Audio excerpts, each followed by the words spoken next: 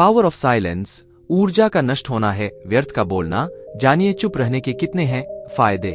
इंसान के सभी के दुखों का कारण बोलना ही है, क्योंकि आवश्यकता से अधिक बोलना ही दुखों का कारण बनता है। इसलिए कम बोले, सटीक बोले, मधुर बोलें और सबसे जरूरी जितनी आवश्यकता हो उतना ही बोले।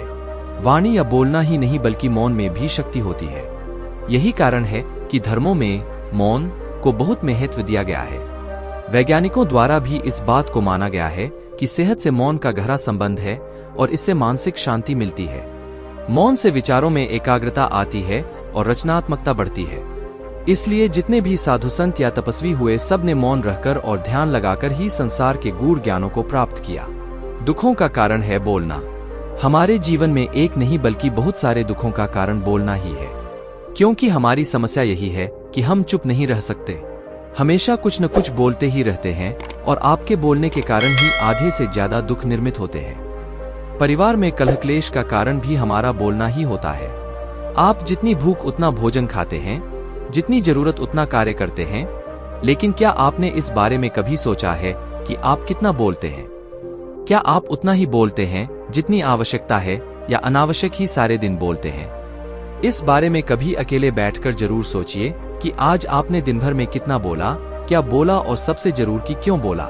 इनमें से कितनी बातें जरूरी थी और कितनी अनावश्यक। सुनने सुनाने के माहौल से निकलें बाहर। मनुष्य की प्रवृत्ति ऐसी है कि वह अपने मन में चल रही बातों को दूसरों को सुनाना चाहता है और दूसरा भी आपके साथ ठीक वही काम करता है। ये बातें किसी अन्य या तीसरे व्यक्ति से संबंधित हो तो सुनने सुनाने का काम और भी दिलचस्पी से होता है। आप फिर जब कभी भी बैठते हैं तो इन्हीं बातों को फिर से दोहराया जाएगा और फिर से इन्हीं बातों पर विचार करेंगे। यह सुनने सुनाने का माहौल जीवन भर चलता रहता है और इस तरह से आप खो देते हैं अपना समय, अपना जीवन, अपनी सोच समझ और वो कीमती पल जिसमें जिया जा सकता है और जिसमें आनंद प्राप्त किया जा सकता है। इसलिए इस सुनने सुनाने के माहौल से बाहर निकलें। क्या है मौन की शक्ति? जब तक हम बाहर की ओर बोलते रहेंगे, हमारे भीतर अशांति रहेगी। जिस दिन हम मन से चुप हो जाएंगे तो तब बाहर हमारे मुख से कुछ भी निकले हम शांत ही रहेंगे।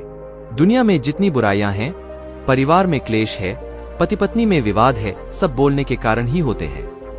हम चुप रहना नहीं चाहते हैं, हमेशा सुना देना चाहते हैं, लेकिन व्यर्थ का बोलना ऊर्जा का नष्ट होना है।